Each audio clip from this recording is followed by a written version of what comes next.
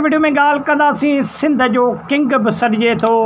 ऐं सिंध जो हिकु बेताज बादशाह फ़नकार जे बारे में जंहिंजो नालो अॼु 2025 में तमामु घणो वठियो ऐं ॿुधियो पियो वञे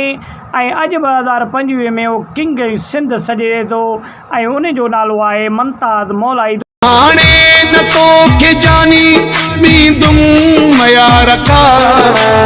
दोस्तों मुमताज़ मौलाई के बारे में अॼु ॻाल्हि कंदासीं त मुमताज़ मौलाई केरु ऐं किथां जो आहे ऐं मुमताज़ मौलाई पंहिंजी गुलूकारी जी आगाज़ ऐं पंहिंजे शाइरीअ जो आगाज़ कॾहिं खां स्टार्ट कयो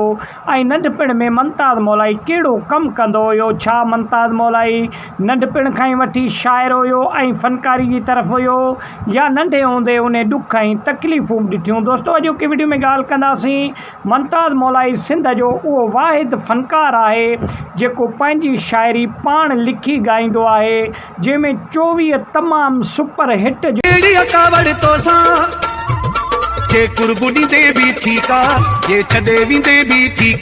जेको आहे सो उन जा एल्बम रिलीज़ थिया जंहिंमें तमामु घणा जेको केस्टूं माण्हू ॿुधणु लॻा त उहे हे टे कलाम न त पाया बोस्की जा जोड़ा ऐं असां आशिकनि जी ओता कीअं लॻा ऐं सिंध में आओ तुम्हें मछली पला खिलाऊं। दोस्तों इहे टिनि खां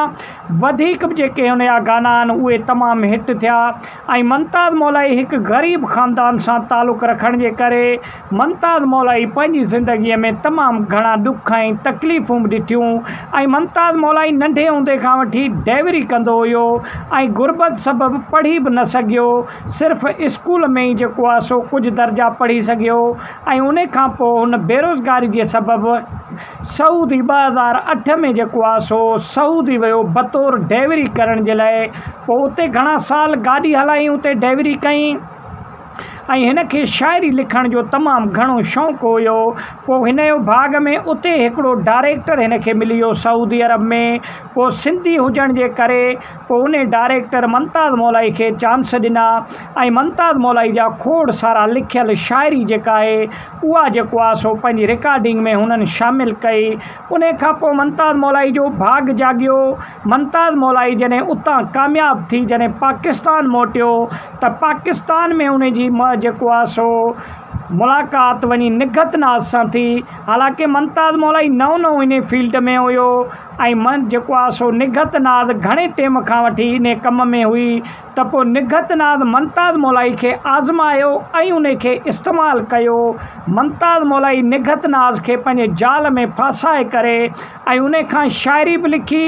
ऐं उन खां अलावा उन खां गुलूकारी बि तमामु घणी सिखी करे ऐं मुमताज़ मौलाई खे धोखो ॾेई ऐं पाण हली वई। पोइ मुमताज़ मौलाई निगत नाज़ जे ॾुख में जेको आहे पोइ गुलूकारी जी तरफ़ क़दम रखियो ऐं मुमताज़ मौलाई वाहिद इहो जेको आहे सो